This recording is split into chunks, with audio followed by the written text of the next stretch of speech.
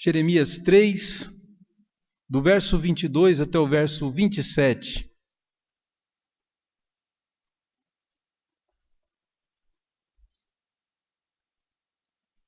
Pedir que a igreja me ajude. Eu lerei os versos pares, peço à igreja que leiam os versos ímpares.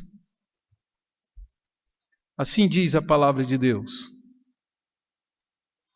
As misericórdias do Senhor são a causa de não sermos consumidos, porque as suas misericórdias não têm fim.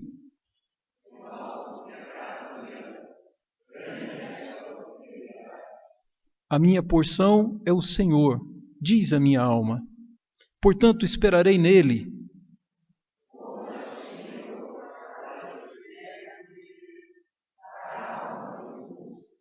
Bom é aguardar a salvação do Senhor, e isso em silêncio.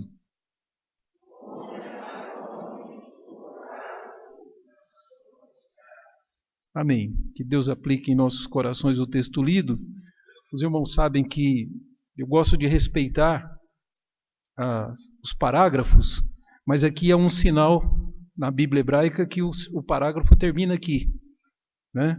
Portanto, nós estamos lendo e respeitando. Vamos pensar nesse trecho e nós vamos orar agora, nesse instante. Senhor, te pedimos a iluminação do Teu Santo Espírito. Pedimos, Senhor Deus, o Teu cuidado sobre nós. Sabemos e entendemos, ó Pai, que a dimensão, o tamanho dos problemas, das dificuldades que estes irmãos, que os cidadãos da nossa pátria, e especialmente, Senhor Deus, os homens de forma geral, mas especialmente o nosso povo cristão, sofre. E sabemos que nossas palavras são tão pequenas para um sofrimento tão grande, mas a Tua palavra, Senhor, é suficiente. Nós temos sido lavados pela palavra que o Senhor nos diz, e portanto pedimos que o Senhor nos faça entender essa palavra, porque que elas venham como remédio, curar os nossos corações. É nossa oração em nome de Jesus. Amém. Amados, logo que eu cheguei no seminário, entrando no ritmo deles, dos seminaristas mais veteranos, a gente tinha uma diversão. Eu cheguei lá solteiro, então a gente trabalhava e estudava muito. Trabalhava nas igrejas e estudava muito. O curso de seminário é um curso dos mais puxados, né? E então, na nossa segunda-feira, que era a nossa folga, o pessoal geralmente ia na praia de manhã e à tarde ia ao cinema, para poder dar uma descansada. E o que é interessante é que eu tinha um colega de seminário que ele tinha uma certa liderança sobre os colegas, e ele era meio impaciente para assistir filme, ele gostava muito.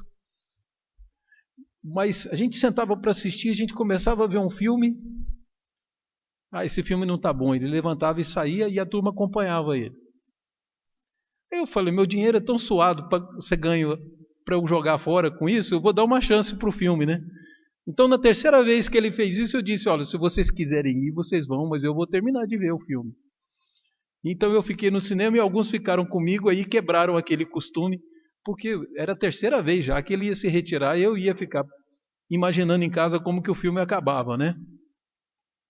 É muito assim, queridos, porque o filme ele tem um começo, um meio e um fim. Se você não terminar de vê-lo, é evidente que você não vai poder fazer um bom juízo.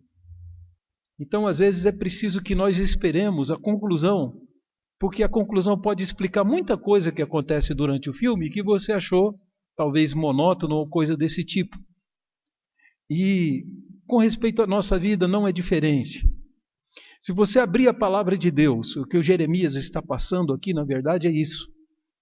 Ele está tentando achar um sentido para tudo aquilo que ele está vivendo, porque a dor era muito grande. O profeta Jeremias viveu antes e no início do cativeiro babilônico. O profeta Jeremias, desde a sua infância, foi chamado por Deus e vinha avisando o povo de Israel que não era para que eles fizessem aliança com o Egito, que eles se aliassem aos babilônios, porque Deus dessa vez ia envergonhar o Egito ia destruir o Egito pela mão dos babilônios. Como na época que Jeremias começou a pregar, a coisa parecia mais ou menos assim, que o Paraguai ia declarar guerra aos Estados Unidos, né? Estados Unidos era o Egito e o Paraguai era a Babilônia. Então muita gente não deu crédito. Eles preferiram caminhar pela sua lógica, pela sua visão, pela sua previsão a respeito da vida. Então, aquilo que era previsível para ele, que o Egito esmagaria a Babilônia, fez com que aquele povo desobedecesse a Deus. E de alguma forma, influenciado pela sua própria visão de mundo, pela visão da história, não levaram em conta que o Senhor da história é Deus. E aí, o povo de Israel cai cativo, e os babilônios repreendem Israel com uma invasão e a destruição do templo. E eles fazem nada, transformam em nada a glória de Israel. Eles entram no templo do Senhor e arrancam as portas. Eles arrancam todo o ouro, eles levam os utensílios. Os irmãos que leem o livro de Daniel sabem que o imperador vencedor estava usando os cálices que eram usados, especialmente que era de uso exclusivo dos sacerdotes, eles estavam usando nas suas bebedeiras lá, utensílios do templo. Eram as riquezas que eles tomaram. Eles tomaram a dignidade do povo. Eles carregaram alguns cativos para a capital da Caldeia, que nós lemos no Salmo 137, uma lembrança disso.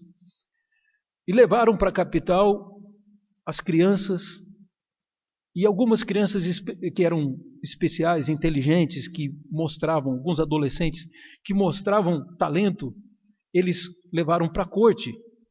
E aí que nós vemos Sadraque, Mesaque, Abednego e Daniel. São aqueles que são levados para dentro da Babilônia para serem treinados e mais tarde se tornar os lideranças, os governantes de Israel e manter por muitos anos, ou dependesse deles era pela eternidade, o governo babilônio sobre os povos. Então essa era a estratégia. Entre os cativos que foram trabalhar no interior, você tem um homem que perde a sua esposa, um homem chamado Ezequiel. Então, eu costumo, para que a gente guarde bem a época do cativeiro, nós temos 3 personagens importantes do cativeiro para lembrar, para memorizarmos. O velho, o viúvo e o rapazinho. O velho foi o Jeremias que escreveu a profecia que você tem. Ele já está idoso. Ele não vai ver o povo voltar para Jerusalém, mas ele diz que esse cativeiro só vai durar 70 anos. E ele avisa o povo: não desistam, porque em 70 anos vocês estarão de volta. O velho Jeremias chega de comprar um terreno. Olha, é tão certo que o povo vai voltar que eu estou comprando um lote no meio da cidade aqui. Bom, você tem o viúvo, que é Ezequiel, que vai trabalhar no interior e vai ser profeta no interior. Livro magnífico. E talvez o primeiro livro apocalíptico que nós temos, porque ele é cheio de visões e de figuras. E aí você tem Daniel, que também é apocalíptico e que promete a vinda do Senhor Jesus, dá até data para o dia que Jesus viria, para começar o reino em Israel, o reino de justiça. Mas é interessante que a data que Daniel marca coincide exatamente com a data que a gente vê no Novo Testamento. E daí você tem esses 3 profetas que Deus levanta para consolar o povo, para animá-los e para dizer para eles: sejam firmes, não se submetam aos pecados dos babilônios. A Babilônia não é a terra de vocês. Permaneçam fiéis à aliança, porque eu vou trazer vocês de volta. E é nesse aspecto que o profeta Jeremias, depois de ver Jerusalém caída, ele sai chorando, sai para lamentar. Sacerdotes que viviam com roupas lindíssimas, muito bonitas, agora estão em farrapos. Aqueles que sobreviveram ao morticínio que os babilônios fizeram. Israel sofre, e se você ler, de que Deus bom é esse, que o povo de Israel diz que ele é, mas é porque você não viu o começo do filme e não viu o fim. O Senhor move grandes imperadores como Ciro, Dario, quando ele quer trazer o povo, quando ele determina que o povo volte. Os babilônios são derrotados, pelos medos, persas, e aí essa aliança desses impérios acaba formando um grande império, que são sempre favoráveis ao povo de Israel, porque Deus prometeu que o castigo duraria só 70 anos. O povo estava sendo fustigado com vara, porque o perigo vinha, e eles não ouviram o Senhor, foram imprudentes, foram filhos ruins, filhos desobedientes, e por isso se expuseram ao perigo, e Deus não mudou não a sua determinação meramente porque o povo lhe desobedeceu. E é dessa forma então que eles passam 70 anos no cativeiro. Aqui nós estamos bem no início, quando Israel tinha acabado de ser derrotado. Jeremias, diz a tradição oral judaica, que se acomodou em uma caverna e escreveu esse livro enquanto ele chorava a derrota de Israel. E Jeremias precisava trazer esperança para a sua vida. E daí ele começa a escrever coisas, escrever poesia. Como isso aqui, esse livro é todo escrito em forma poética. Então é nessa estrofe que o profeta Jeremias produziu esse texto lindíssimo que nós acabamos de ler, que muitos até sabem de cor, por uma simples razão. Porque ele não via sentido mais para a existência. Parecia que tudo não tinha explicação, de tão grande que era o sofrimento, tão grande que era a humilhação do povo, que ele se retira para chorar. E escrevendo essas coisas, o Espírito Santo o inspirou para que o livro de Lamentações viesse às suas mãos. E por que veio para suas mãos? Só para te dar informações históricas?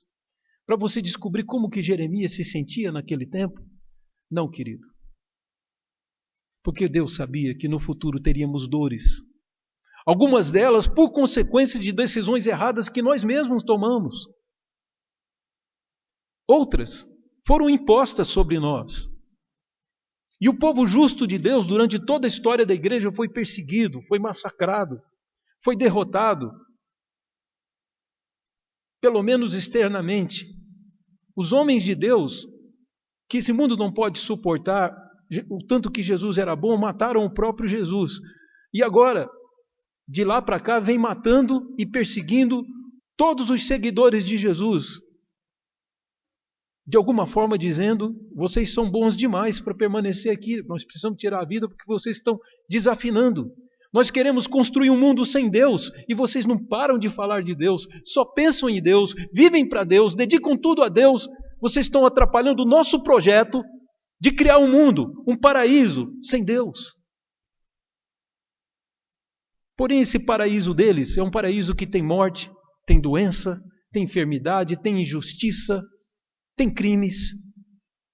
Esse é o paraíso que eles estão fabricando. Eles estão sendo muito incompetentes porque não conseguem fazer um mundo melhor do que aquele que Deus nos prometeu.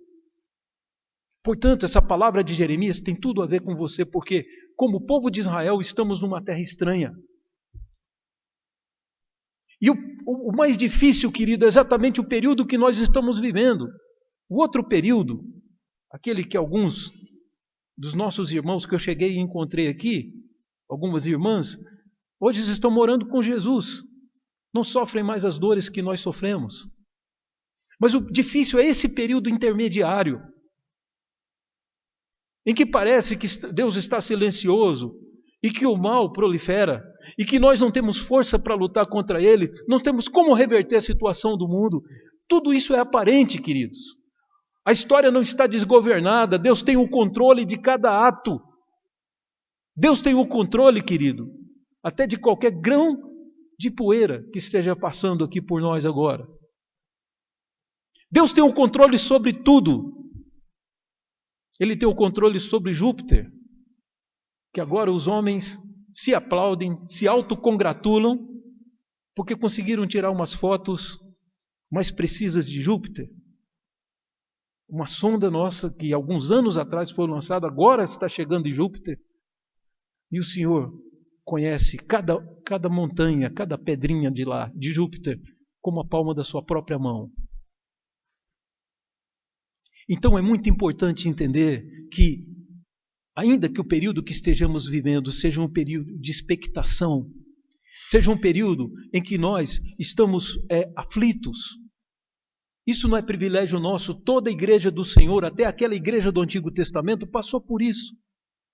E agora nós vamos ter da parte do profeta Jeremias uma resposta para as perguntas que ele mesmo levantou no seu coração. Não pensem que esse homem foi um homem que se divertiu a vida toda. Eu creio que hoje ele deve ter grande alegria de ter sido profeta do Senhor. Mas ele foi chamado entre os 12 e 13 anos de idade para ser profeta. E passou a vida pregando. Há um trecho do seu livro em que ele diz: como eu gostaria que a minha mãe tivesse me perdido quando eu ainda estava no ventre, de ter sido abortado. Claro que ele falava isso, um aborto natural. Eu poderia ter morrido no ventre da minha mãe, eu não teria que ver só angústia e destruição. E Jeremias então diz: Senhor, uma compensação eu quero ver a tua mão pesando sobre os inimigos, sobre aqueles que humilharam Israel, sobre os vizinhos que tributearam e riram quando a gente caiu. Porque o Jeremias era um homem que não ria da desgraça dos povos vizinhos. Ele olhava para os edomitas, ele olhava para os amalequitas como gente. Ele não ria da desgraça. Mas esses povos celebraram, festejaram que Israel foi humilhada e pisada. Então, o profeta Jeremias, num dos seus livros, fala isso. Que sempre que ele abria a boca era para falar sobre angústia e destruição. Agora, no livro de Lamentações, que se cumpriram suas profecias, e esse homem triste pelo destino do seu povo, ele diz, no verso 21, que você pode ler aí, que ele queria trazer à sua memória uma frase, algum pensamento que pudesse dar uma esperança a ele. Ele só queria alguma coisa, alguma luz, que mostrasse a ele que não era tudo em vão, que havia um sentido para o sofrimento, para a angústia. Então diz o profeta, no verso 21, quero trazer à memória, à minha lembrança, o que pode me dar esperança. É assim que nós nos sentimos. Se alguma coisa pudesse voltar, alguma coisa de que nós ouvimos, pudesse nos sermões, seja lá o que for, leituras da Bíblia, alguma coisa que pudesse nos explicar. E assim termos esperança de novo. E aí o que o profeta, o que vem à sua mente é isso. Como uma resposta, como o Espírito Santo sussurrando na sua mente, dizendo: as misericórdias do Senhor são a causa de você não ser consumido. Ele começa a se lembrar que Deus é bom, que Deus olha para o miserável com compaixão, Deus não olha com desprezo. Por isso chama-se misericórdia, é você ter o miserável no seu coração. É isso que a palavra em português quer dizer. Então ele diz: as misericórdias do Senhor são a causa de não sermos consumidos, porque as suas misericórdias não têm fim, elas se renovam a cada manhã. Então nós descobrimos que o profeta Jeremias diz: ainda que pareça que esse período de espera seja ruim, que é o período intermediário, é o período em que você aguarda, é o período que o doente aguarda a alta para voltar para casa, é o período em que aquele homem que teve uma promessa de uma promoção, de um aumento de salário significativo, ele tinha que aguardar até o dia da posse. Essa espera é ruim. Pelo menos o gosto dela é ruim. Jeremias vai dizer que é bom. Ela tem um propósito, o período da espera. Então, o que é importante para nós é isso. Há uma coisa muito boa. Há promessas de Deus feitas a nós. Para o povo de Israel, era só mais 70 anos. Quem tinha 20 anos, talvez não visse isso, ou ia ver já como um velhinho de 90 anos. Mas Deus não mudaria o que Ele fez. E há um propósito em tudo isso.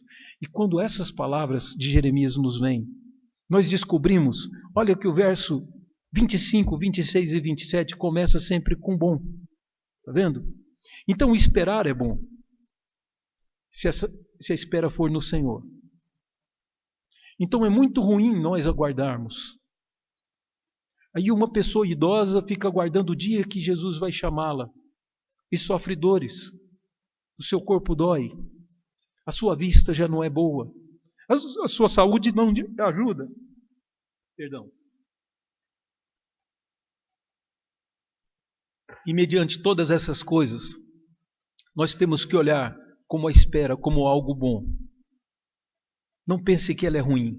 Ela é bom. Ela é bom porque Deus é bom. Veja o verso 25. Ele diz: bom é o Senhor para aqueles que esperam nele. Então, esperar no Senhor significa que eu acredito nas promessas, que durante o período que eu estou vivendo, eu preciso entender que o Senhor nunca falha, Ele é sempre bom, Ele é sempre misericordioso, e não são as circunstâncias, as voltas, a minha volta, que vão mostrar para mim que a minha visão está errada. A minha visão é baseada nas Escrituras, e a Escritura é melhor e muito mais importante do que a minha experiência pessoal. Não vou julgar a Deus pelo período que eu estou vivendo. Na verdade, Deus pode ser conhecido com a história concluída. Não é no meio da minha história. Então, se o período que eu vivo hoje é de uma felicidade relativa, às vezes até de uma ausência de felicidade, de razão, eu tenho que lembrar que as misericórdias do Senhor são a causa de eu não ser consumido. A minha vida acabaria agora e eu sofreria tremendamente se não fosse Deus misericordioso, não fosse Deus bom. Ele é bom para aqueles que esperam nele, os que não estão esperando nele. Aqueles que estão tentando produzir sua própria felicidade porque não acreditam mais no Senhor, a humanidade e algumas igrejas evangélicas, algumas igrejas cristãs, parece que caminham nessa direção. Não entendem que a nossa vida vai vir. Não é essa agora. Esse período agora é um período de espera. Então não consegue entender como Deus é bom. E diz aqui, Deus é bom para aqueles que esperam nele, para a alma que o busca. Aonde está a nossa alma? É por isso que está a inquietação na nossa vida. A inquietação não é porque o reino e a nossa felicidade Jesus vai trazer nas suas mãos. A nossa inquietação é porque a gente quer ser feliz agora. E a gente cobra de Deus. E a gente diz, o Senhor não é bom? Então por que eu estou passando por isso? Então, em meio a tribulações, alguns podem até se tornar ateus, incrédulos, abandonarem o Deus de Israel e abraçarem um outro Deus que não existe, simplesmente porque não sabem que esse período é período de esperar. E por isso, Deus é bom. Mas para aqueles que esperam nele, para a alma que o busca, o que é que eu estou buscando, querido? Estou buscando dinheiro? A minha vida está em torno disso? Não há problema em ter, adquirir, em ganhar, em ser bem-sucedido. Isso é bênção da mão de Deus, mas lembre-se que você busca o Senhor. Você não pode servir a Deus e a Mamon. Você não pode aborrecer a Deus para atender ao que o Deus dinheiro diz que você tem que fazer. O mundo precisa de pessoas que não se corrompam, de médicos, de advogados, de juízes, de professores que falem a verdade. Essa transformação que estamos fazendo no mundo enquanto esperamos. Mas a nossa alma precisa buscar o Senhor, porque esse paraíso que o mundo oferece, esse paraíso estampado na Rede Globo, na Rede Bandeirantes, na rede de televisão que você vê, ele é falho. Ele não traz felicidade. Pessoas morrem. É muito curta a alegria que eles dão e que causa um vazio imenso cada alegria dessa. O mundo das drogas, etc., nada vai produzir em você o que Jesus vai trazer nas suas mãos, o verdadeiro mundo para nós. Então espere no Senhor. Faça a sua alma buscar a Ele, louvar a Ele. Eu quero encontrar é Deus. A minha alma precisa é de Deus. A minha alma não precisa dessas coisas que estão à volta. O segundo ponto colocado pelo profeta Jeremias, e que nós vemos que esperar é bom, porque nós estamos esperando por causa daquilo que estamos esperando. Estamos esperando no Senhor, e o que é que nós estamos esperando? A salvação. Deus, de modo nenhum, ignora que vivemos problemas. Algumas religiões têm até proliferado porque ensinam coisas que as pessoas gostam de ouvir. A minha cunhada disse que tinha uma amiga dela que seguia uma seita aí, que afirmava que os problemas eles não existem. Nós é que mentalizamos os problemas, que a nossa mente projeta problemas, mas os problemas reais não existem. Então, essa senhora levou muito a sério a sua religião, e quando a empregada chegou e falou, o que eu vou fazer para o almoço? E a mulher estava vivendo uma grande dificuldade financeira, disse para a empregada, vai lá no congelador e tira uma carne lá e faz o bife. E a mulher disse, a empregada, mas não tem carne nenhuma no congelador. Ela disse, tem sim, é porque você não conseguiu ver. Você projetou o congelador vazio. Vai lá e mentaliza que a carne está lá. Eu não vou falar o nome da religião aqui, só vou dizer que é uma religião oriental, não é cristã. Vai lá e mentaliza que a carne está lá, porque os problemas eles não existem. A empregada olhou para aquela teologia, e eu acho que ela foi mais teóloga do que a mulher. Ela disse, olha, dona, eu já fiz bife acebolado, todo tipo de bife. Agora, bife mentalizado, esse eu não sei fazer não. Amiga da minha cunhada, que pertencia a uma seita oriental. Então, o cristianismo não diz isso, tudo é uma maravilha, problemas não existem. Não, ele está entendendo que existem problemas, só que o que avisa é que o Jesus da nossa salvação vai vir nós vamos ser resgatados, queridos. Nós estamos aguardando a nossa salvação. Nós não estamos esperando por nada, estamos esperando no Senhor e estamos aguardando o que? A salvação. Olha o que Jeremias nos diz. Bom é aguardar a salvação do Senhor, e isso em silêncio. Bom é aguardar a salvação do Senhor e em silêncio. O que ele está dizendo é para você não ficar lamuriando, você não ficar reclamando. Imaginem alguém que pertença a uma igreja e que vai convidar sempre o vizinho para ir nela. Mas toda vez que vai conversar com o vizinho, ele lamenta, ele reclama da vida, ele diz que está tudo errado. Uma igreja dessa, o vizinho vai pensar, eu não preciso não, já basta os problemas que eu tenho.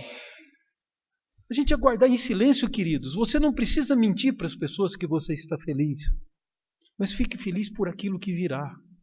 Jesus prometeu, e a nossa salvação está bem perto, ela está próxima de chegar.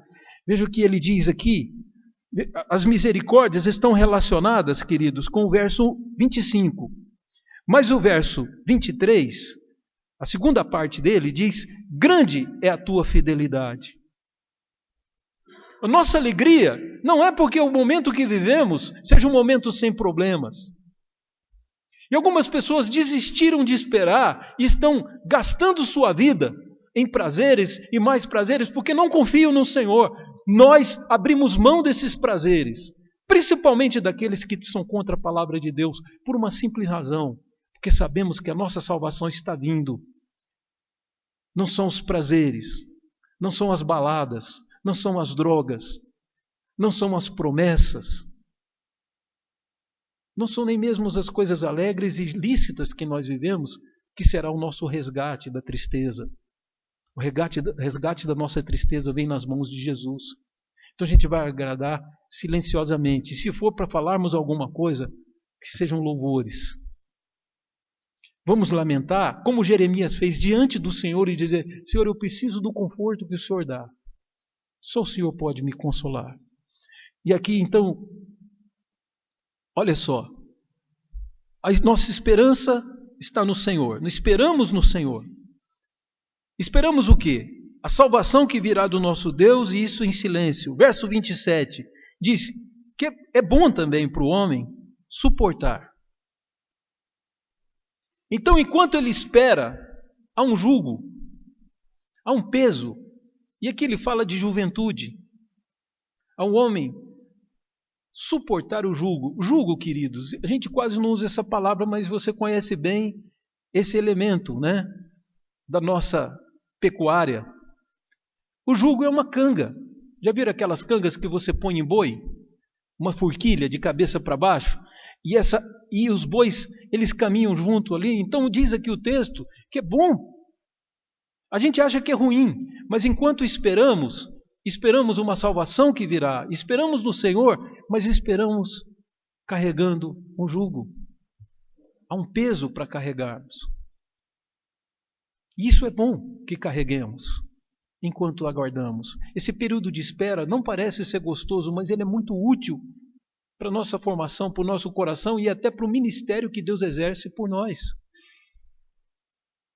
Porque se a alegria fosse essa que eles se ofereçam, eu não seria pastor e vocês não estariam na igreja. A única coisa que nos mantém com um objetivo, com um alvo no mundo que não tem alvo e que não tem objetivos, é que uma salvação virá do Senhor. E nós estamos aguardando por ela. E isso é bom.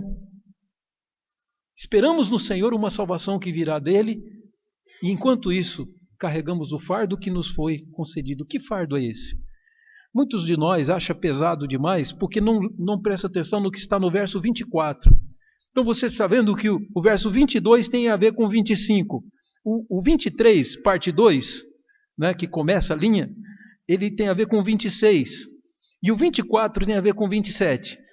Ele diz: minha porção é o Senhor, diz a minha alma. Portanto, esperarei nele. Qual que é a minha porção, queridos? O que me foi destinado? Quanta história triste nós trazemos junto conosco, e que, por causa dessa história triste, muitos de nós não vai ter sua terra própria, sua casa própria. Talvez muitos de nós venhamos a falecer, sem ver concluídos alguns sonhos que a gente tem.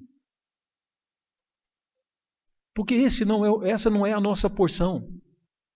A gente fica pensando tanto em nós, que nós acabamos olhando, achando que não temos nada, e nos esquecendo que temos o Senhor. Quando Israel entrou, e os irmãos conhecem bem a Bíblia, sabem dessa história. Quando Israel entrou na terra, ocupou a terra de Canaã, Josué, por ordem de Deus, começou a distribuir a terra. Zebulon vai para cá, Naftali, Gade. Cada um deles foi recebendo uma terra. Simeão, um povo recebeu terra dobrada, para completar o número de 12, que foram os descendentes de José. Efraim e Manassés ganharam uma terra cada. E aí, fazendo as contas, os levitas perceberam, falaram: peraí, nós vamos ficar sem terra. E os levitas perguntaram: nós vamos ficar sem terra? Todo mundo ganhou uma terrinha para morar e nós não vamos ter nada. E a resposta de Josué e do Senhor para eles foi: a sua porção é o Senhor. Vocês ficaram com a melhor parte. José, por ter sido aquele que preservou o povo no Egito, por ter sido um homem fiel a Deus, e teve uma história muito linda, José, os descendentes deles ganharam 2 terras, por isso são 12 tribos. Mas qual seria a terra dos levitas?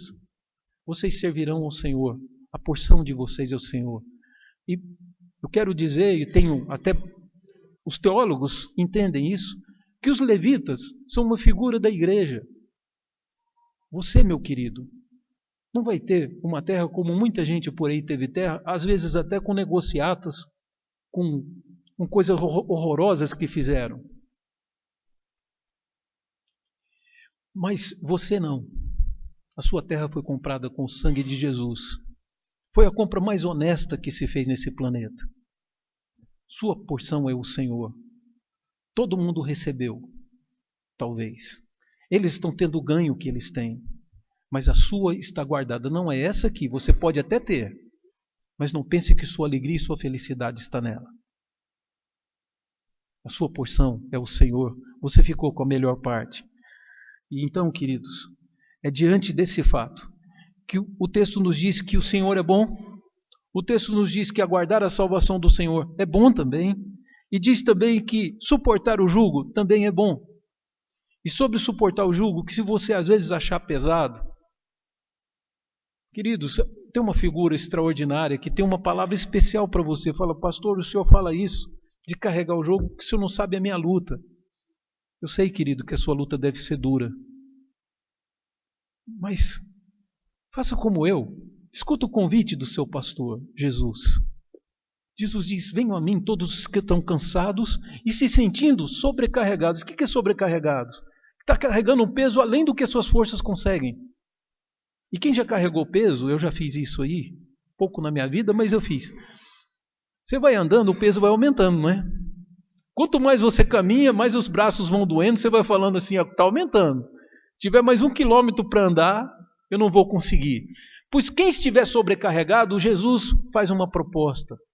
O sofrimento de Israel era por causa do quê? Do pecado deles. Nosso sofrimento é por causa do pecado do ser humano. Só que eu quero te dizer que Jesus propõe que você troque o jugo, que você aceite o jugo dele. Ele diz: venham a mim todos que estão cansados e sobrecarregados, e eu vou aliviar vocês. É só vir a mim. Tomem sobre vocês o meu jugo e aprendam comigo a ser mansos e humildes de coração. E é assim que vocês vão encontrar descanso para as vossas almas. Então o jovem às vezes pensa: tenho tanta vida pela frente, por que aceitar esse jugo? E Jesus está dizendo: toma o meu jugo. E você vai caminhar com Jesus lado a lado todo dia. E caminhando com ele, dizem que isso é uma técnica para amansar o boi, né? Que você pega o boi bravo e põe na mesma canga de um boi manso e solta o boi no pasto.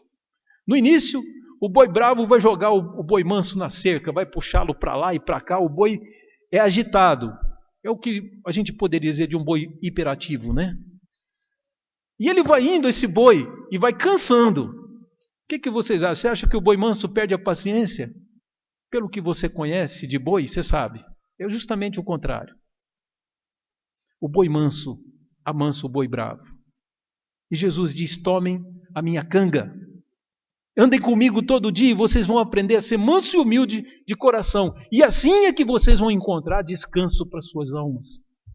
Nós precisamos de mansidão. Nós precisamos ser humildes. Esperar é um treinamento de humildade. Basta que esperemos no Senhor. E Jesus nos fala a respeito de 10 virgens que aguardavam o noivo para as bodas. Algumas delas levaram azeite sobressalente. E por que levaram azeite sobressalente? Quando chegaram lá, outras 5 que eram nécias não levaram. Levaram só o azeite que tinha na própria lâmpada delas, no lampião delas. Então, elas deitaram para dormir, enquanto aguardavam o noivo, só que o combustível foi se gastando. Quando elas acordaram, possivelmente as lâmpadas já estavam no fim ou acabadas. Então, as 5 sábias pegaram o sobressalente, o combustível sobressalente, colocaram ali o azeite e foram lá. E as nécias disseram: dá um pouco de azeite para nós. Ela disse: não. Elas disseram: senão vai faltar para vocês e para nós. Vai lá comprar. E as sábias entraram. As nécias correram de última hora para tentar, diz que talvez fossem noivas brasileiras, que deixam-se tudo para a última hora. Então elas foram comprar de última hora o azeite. Quando chegaram, a porta estava fechada. Bateram na porta e disseram: deixa-nos entrar também. E o noivo disse: não conheço vocês. Não conheço vocês. Isso é uma figura de Jesus, porque algumas pessoas estão gastando todo o seu combustível de vida em torno de si mesmos e dos seus próprios prazeres. Não sabem esperar. Nós temos um sobressalente. Nós sabemos que a misericórdia do Senhor é a causa de não sermos consumidos e que o Senhor é bom. Estamos aguardando o Senhor. E se alguém diz: por que você não faz como fulano, ciclano e tal e aproveita a vida? Esquece Deus, esquece tudo. Vamos lá, vamos aproveitar. Você não está vivendo. A nossa resposta é simples: a minha vida não está aqui. Eu estou aguardando. Nós estamos de passagem. O Senhor Jesus virá e trará consigo a nossa vida. E aí você pode ler Colossenses capítulo 3, os primeiros versos, e vai ver que essa é a teologia de Paulo. Nossa vida está guardada com Cristo. Portanto, queridos, é bom, o Senhor é bom. Vamos esperar nele. Vamos aguardar a salvação do Senhor. E vamos suportar com alegria, em silêncio, o jugo do tempo de vida que nos resta. Sempre glorificando o Senhor. Sempre dizendo: Senhor, eu sei que a salvação virá das tuas mãos. A outra proposta, que é jogar tudo para o espaço e viver como alguém do mundo, ela é tétrica, ela é vazia, ela parece um filme de terror. Ele é um desespero. Nós não precisamos disso. Se o Senhor prometeu, Ele cumprirá. Ele pagou com o sangue de Jesus para que você tivesse vida. Vamos orar ao Senhor.